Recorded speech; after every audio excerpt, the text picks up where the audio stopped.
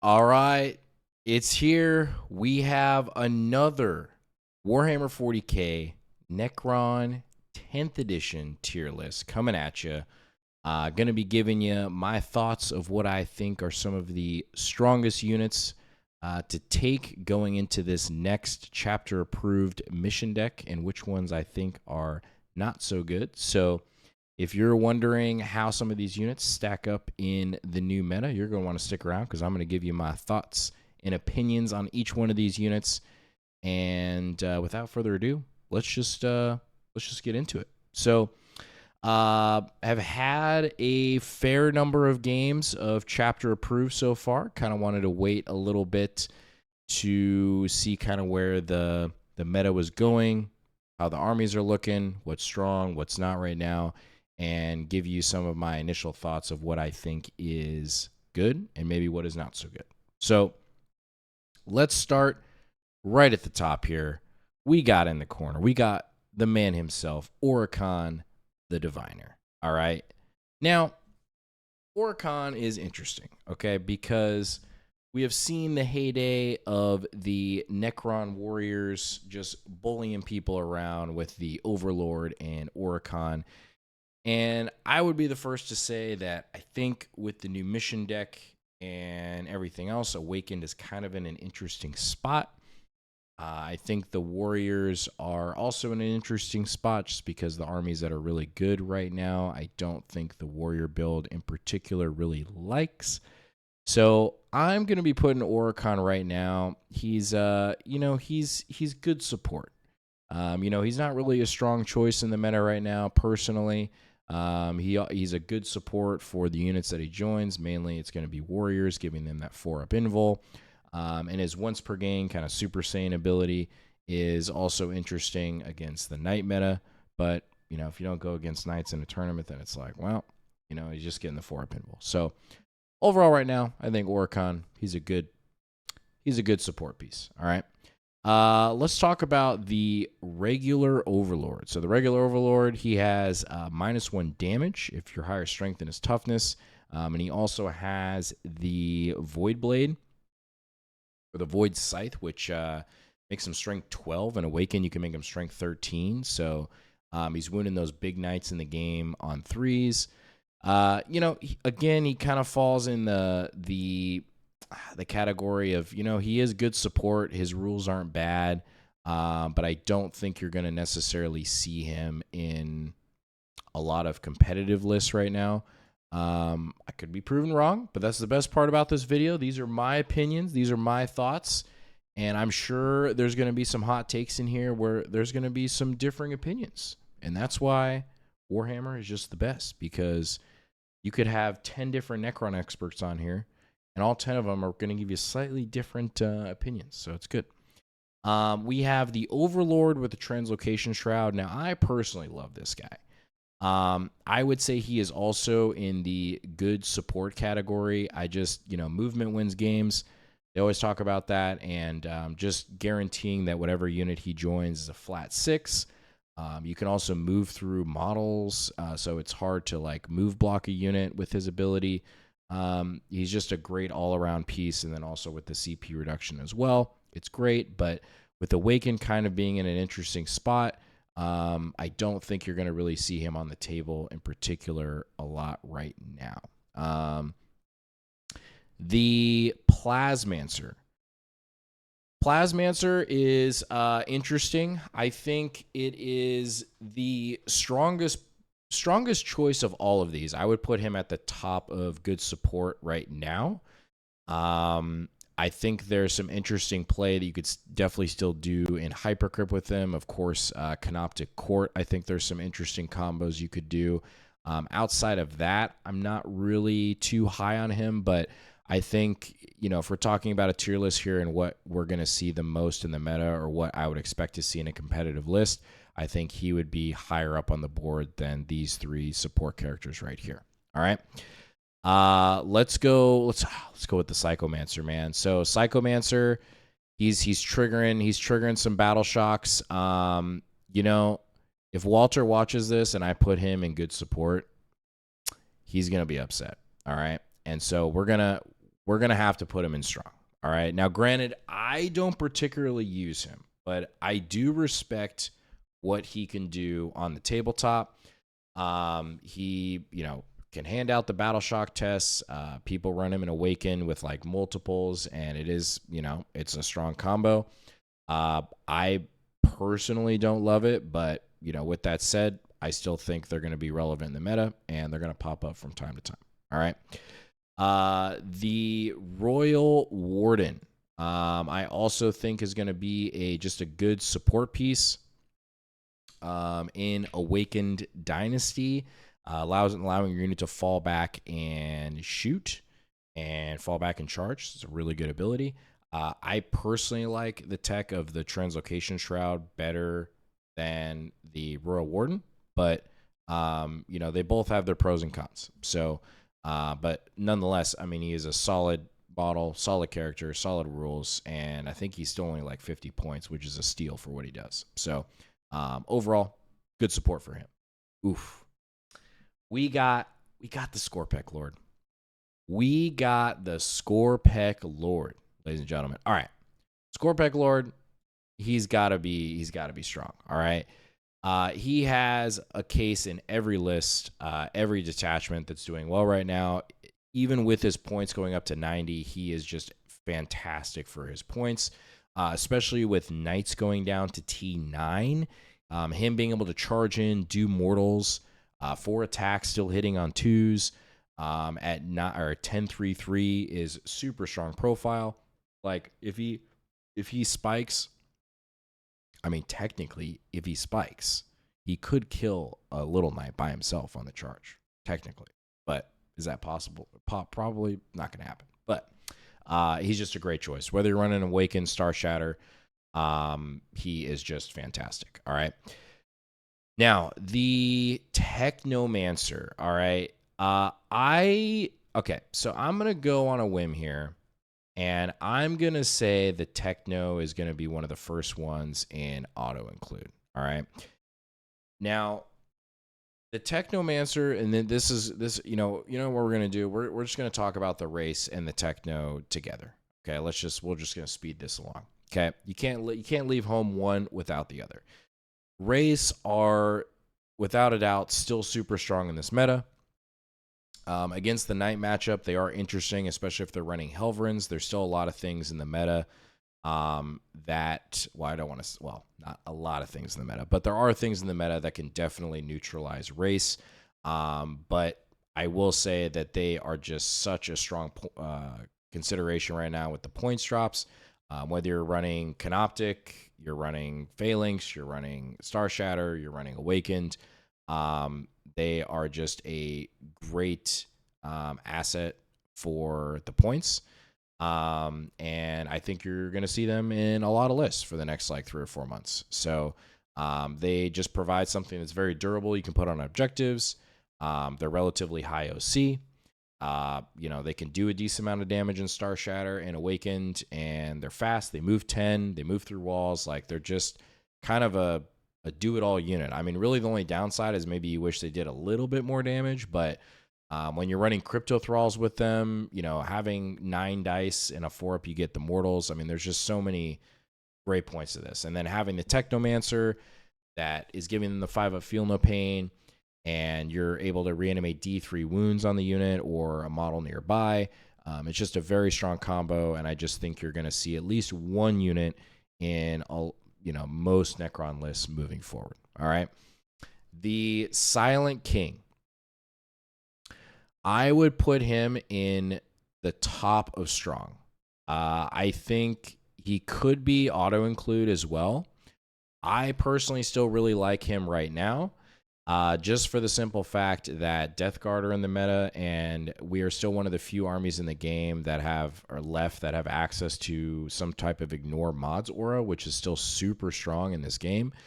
And it really does allow us to play a little bit better into some of these matchups. But with that said, the King is still 425 points. And sometimes in list design, there's just a lot more that you can bring.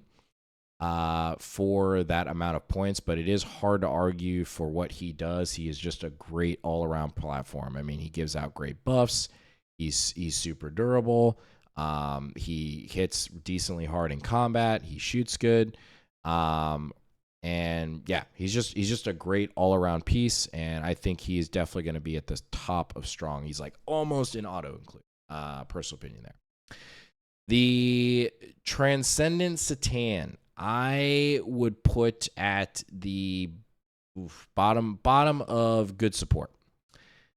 Satan are interesting right now because there is a lot more melee pressure in the meta. I think the problem is that against Knights and some of these other matchups, the Satan really can struggle, specifically the Transcendent, just because, again, there's slow movement.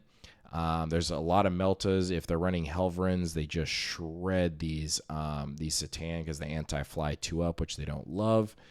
And people have just played against Satan this whole meta, and so against good players, they usually know how to neutralize them pretty well.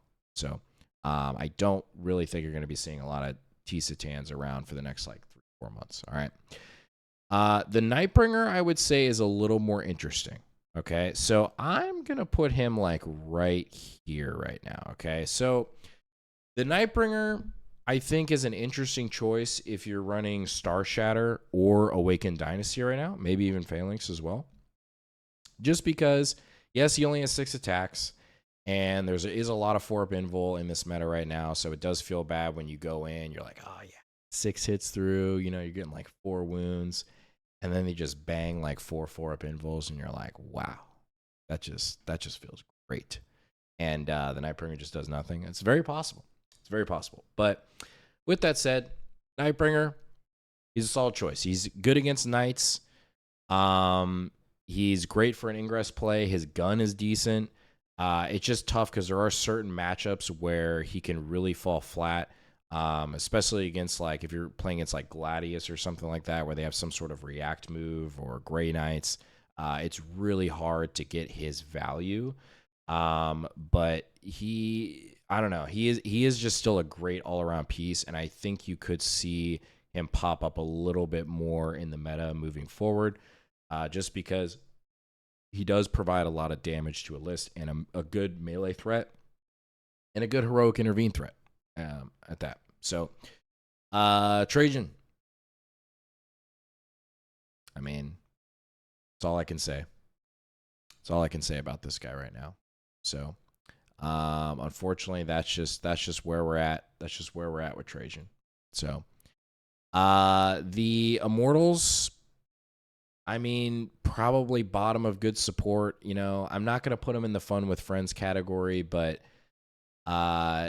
yeah, the meta is just too lethal, I think, to make Immortals work. I mean, there's interesting packages where you can run 5 Immortals and a Plasmancer, but at that point, I feel like for the points, there's just better options that you can get to combo together for damage. But they're not bad. Units of 5 are kind of interesting in certain detachments, but I don't think you're gonna see them played as much as some of the stuff above them. So I'll put them right there. Warriors, I think, are strong. Would I put them in strong or good support? I think they're good support right now. And I'm talking specifically on GW terrain as well, since I'm based here in the States. And GW terrain is in general more open than other layouts like WTC and UKTC layouts. I'm going to be honest. I mean, I love playing the Warrior build. It was a lot of fun. I do want to revisit it, I think, at some point. But right now, I think with Death Guard in the meta and some of these super fast melee armies, the Warriors are not really set up in the best way to take on those matchups, where I think you're better off playing like a Wraith Awaken build or something in Star Shatter. I think it's just going to be a better all-around build. So I think with that said, I think they're very good. I don't think I'd put them quite in the strong category, but I think they could still have play. All right. And then I would also put the Ghost Ark in that category. I would probably put it, I don't know. I would say, I mean, if you're talking about this, like the warrior build or the warrior package, you know, I think those two would go like hand in hand, but it would probably be somewhere around there. So, Deceiver. Now, I don't know if you've heard, there's been a rumor that there is going to be a Deceiver model coming out sometime in the near future, which is freaking awesome. Now, I can only hope that it also comes with an updated data sheet to see what this guy does, because that would be also super hype. New model with a new data sheet would be amazing. Sad to say right now, without his new model, his new data sheet, I think he is somewhere around here. I think he's good support. I think I would actually put him even below Immortals. Like, he's not fun with friends. Like, I genuinely think if you had a really good player and he took a Deceiver, he could go X-1 or 4-1 with some sort of build with the Deceiver. Now, could he have done better probably with the Nightbringer? Probably.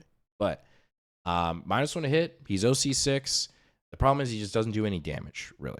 So it just kind of depends on in the list design stage when you're thinking about, okay, like how am I wanting to hold objectives? What am I going to want to do with him? His primary role is really kind of anchoring things down, being annoying to kill. But the problem is that the race kind of do that job better. And so I feel like a lot of times he gets overshadowed by the race and definitely the Nightbringer. All right. The Annihilation Barge, I think just fun with friends. I mean, look, I've seen some players do pretty well with this thing at some tournaments. I don't get it. Like, kudos to you guys that run these things. Like, I have even more respect for you. And going like 4-1 or 5-1 a tournament with these things, because I'm like, man, they could have ran like more Doomstalkers or something else, and they're still pulling out W's. But I just can't see it.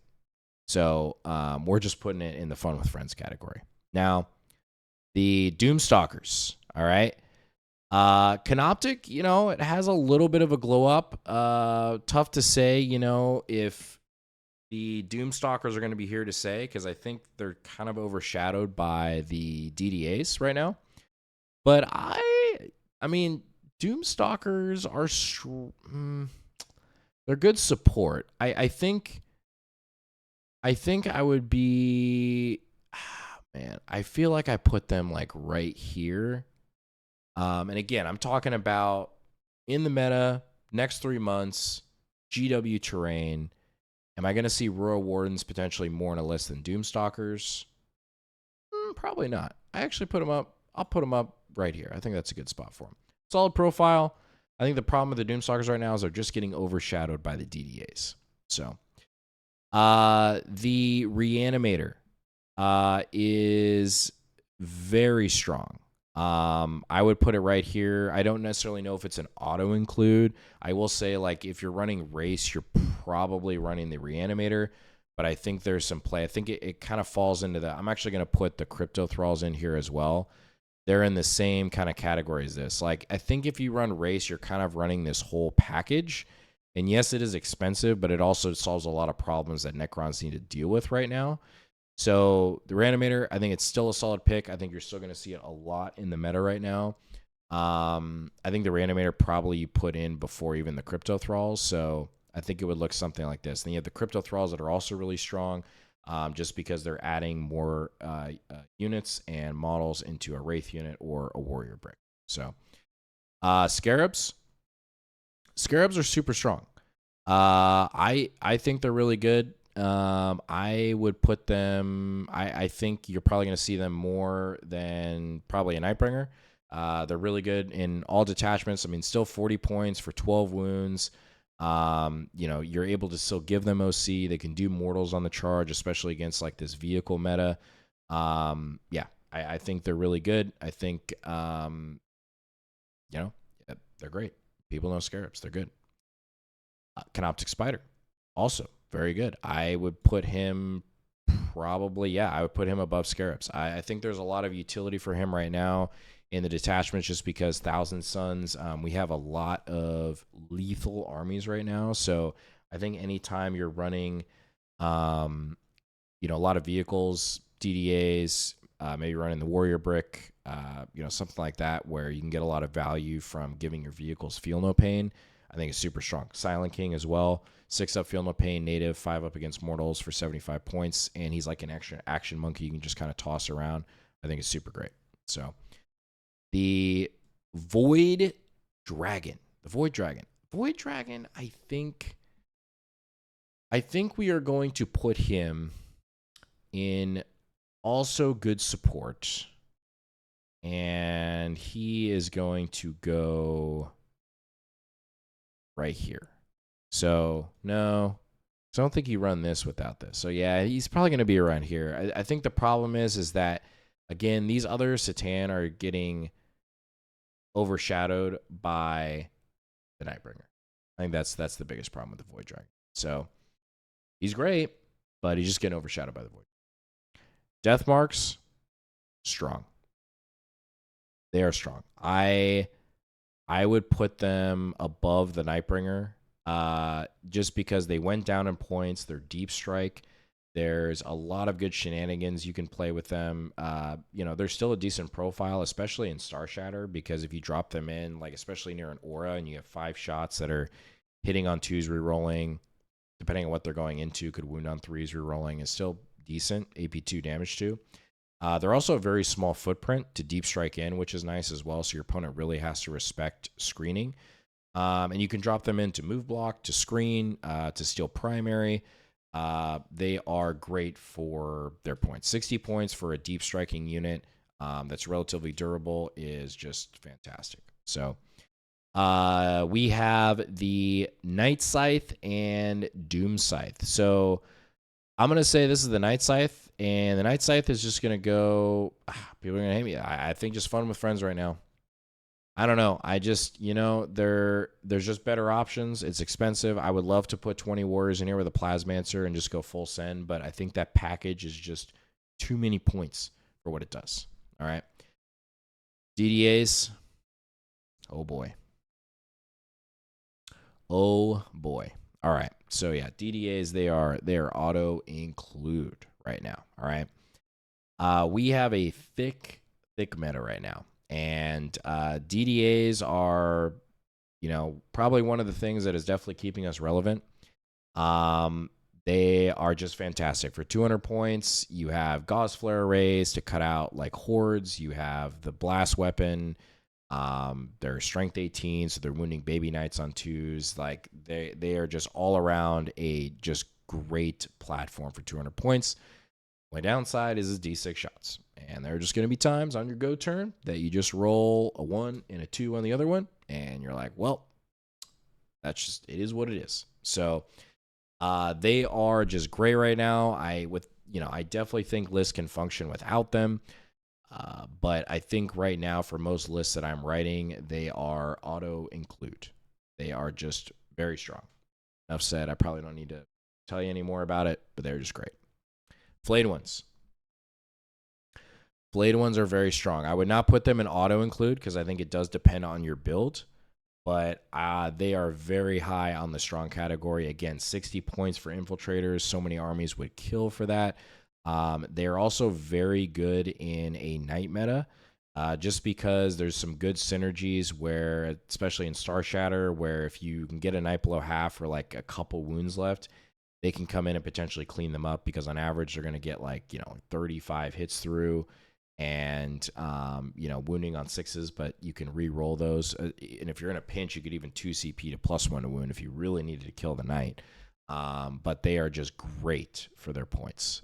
So yeah, they are definitely at the top of strong. I think right below the king. Locust Destroyers, not much has changed. I would put them just above the Spider. They're very strong right now. I wouldn't put them as strong as the Scorpec Lord.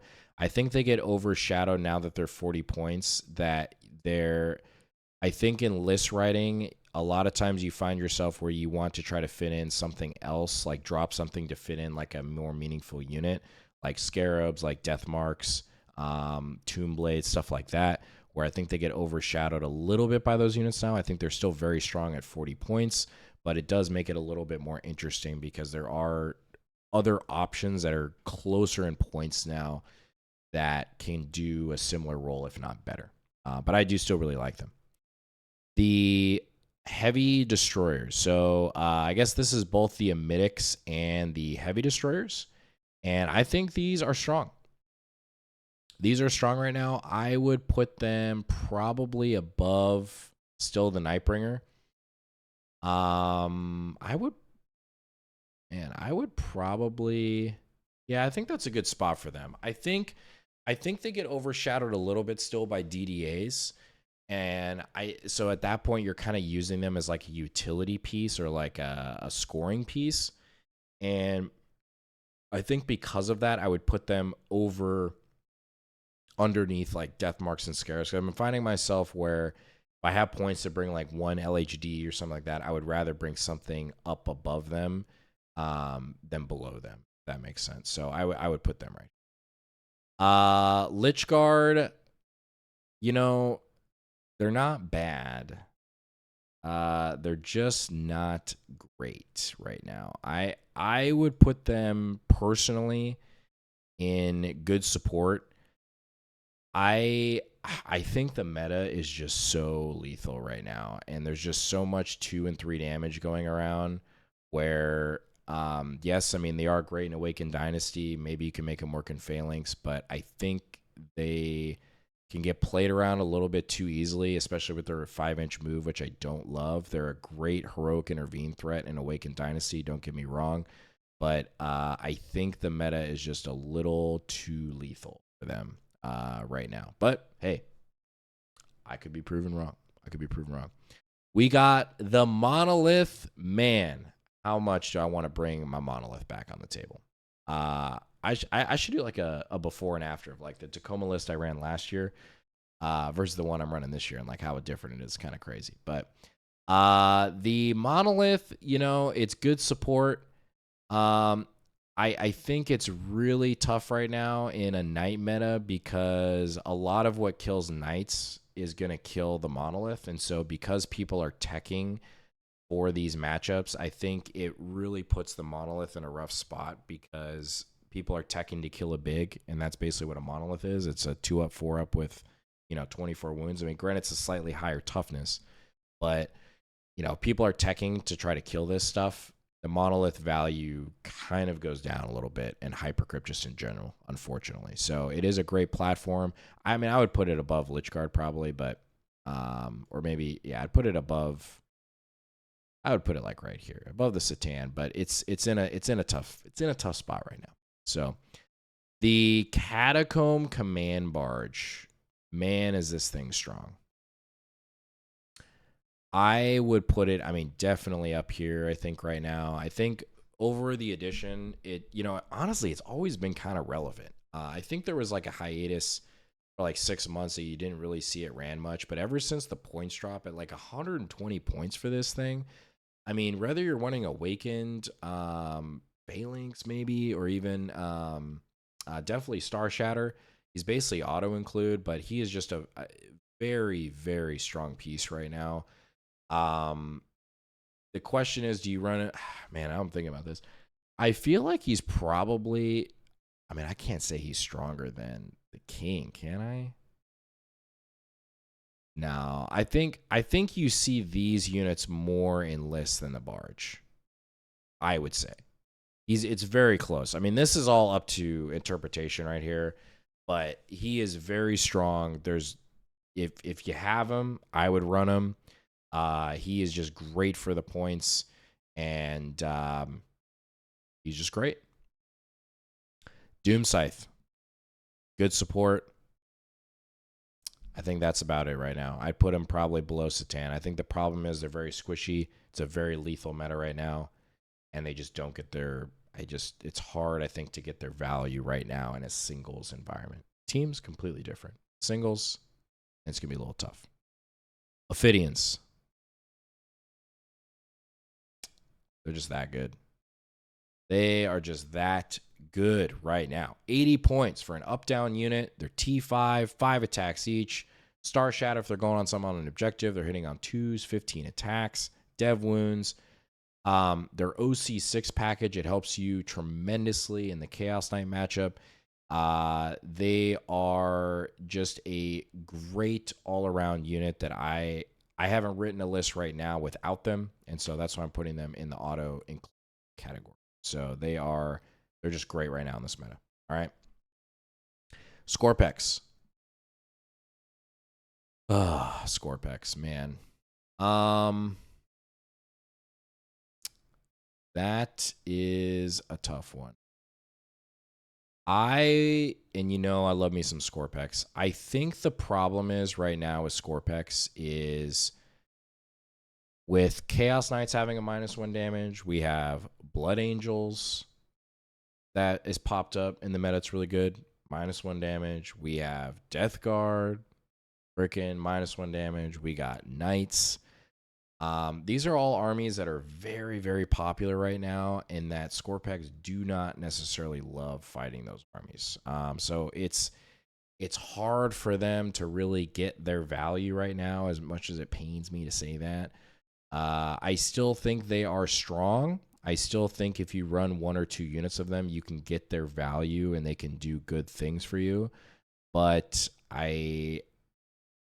again, I think they just get overshadowed by other things when we're talking about damage. It's like, would I rather run Scorpex or would I rather run a Scorpec Lord? Would I rather run Scorpex or would I rather have a DDA?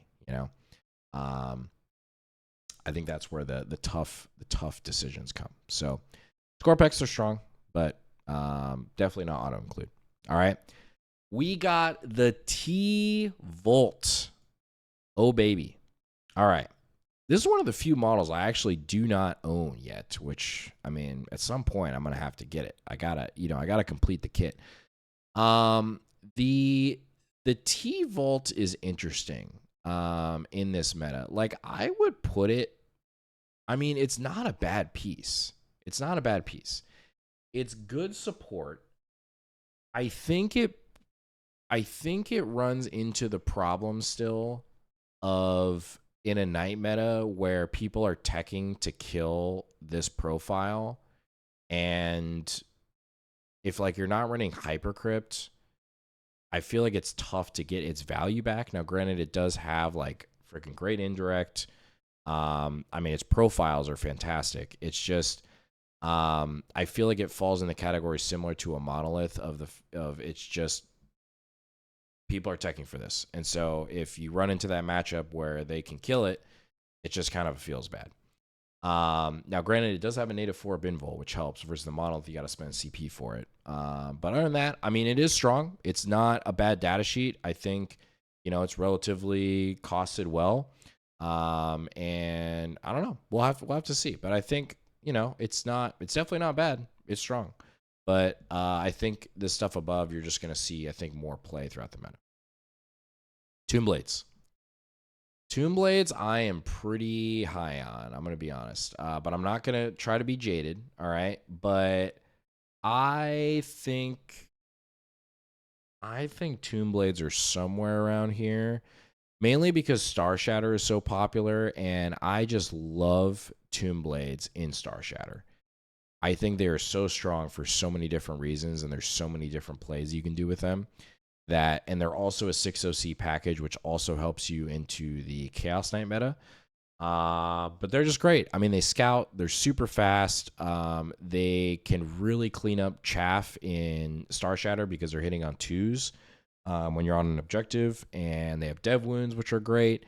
The only downside is they're relatively squishy, but if you can position them correctly to avoid any sort of overwatches, they are great. So I think they're a super strong pick right now. Praetorians, man, I'm not gonna put them fun with friends, but they're definitely like bottom good support.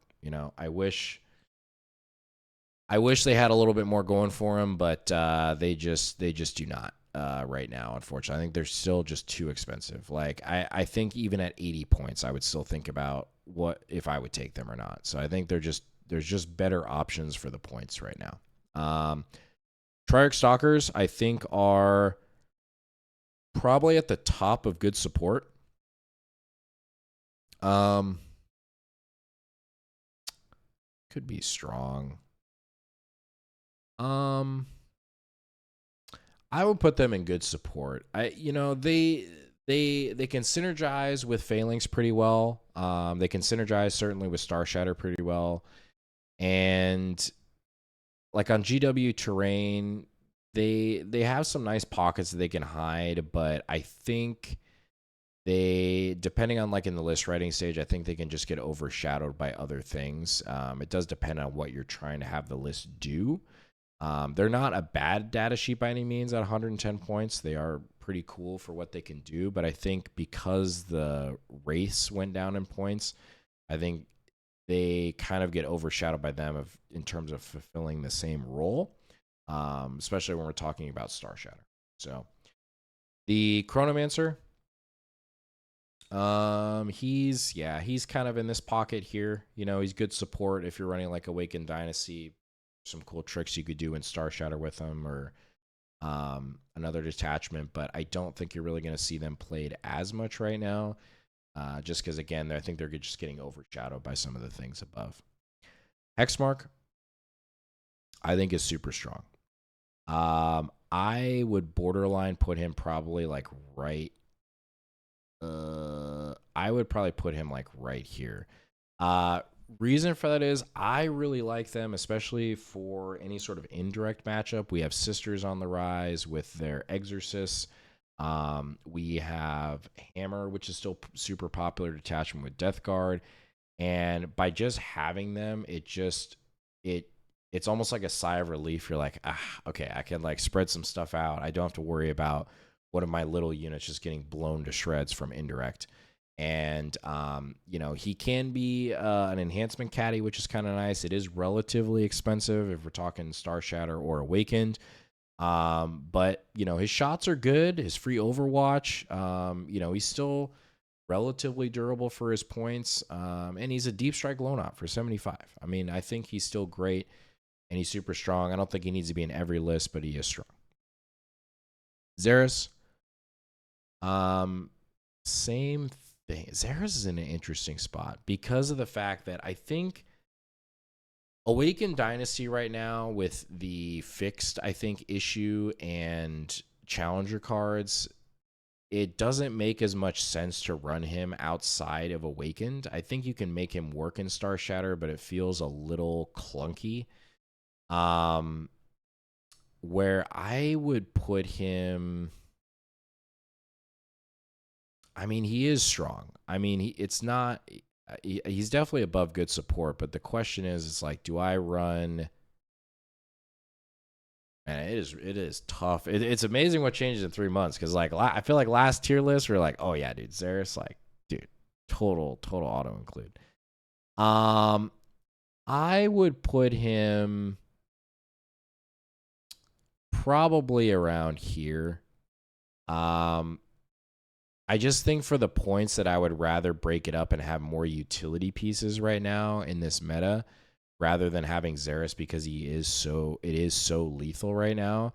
And there is still like a lot of forward pressure where there's a lot of armies that don't necessarily mind getting within his loan up range and just like, cool, you're just going to give me a free Xeris. Like, I'll take it.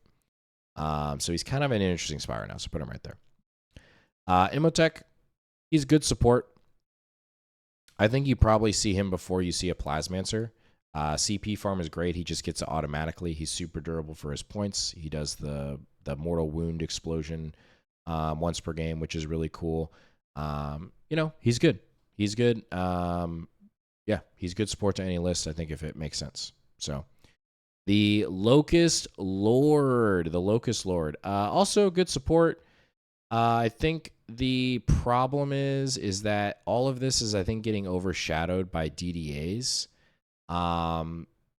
So I think like the Locust Heavy Destroyers with Locust Lords are interesting, but the I think it's just, when it comes down to just DDAs, unfortunately, are just more efficient right now. I mean, DDAs are the savior of this edition for Necrons. Like, if we didn't have DDAs, man, I don't know how. I mean, there's other ways for us to do damage, but I mean, it's you just can't argue with them, man. These most of the time are not allowed in tournaments, so the Dominions. So we are just gonna put them fun with friends category, and then we got some obelisks. Yo, you can make them work. So be it. Fun with friends, and then also fun with friends.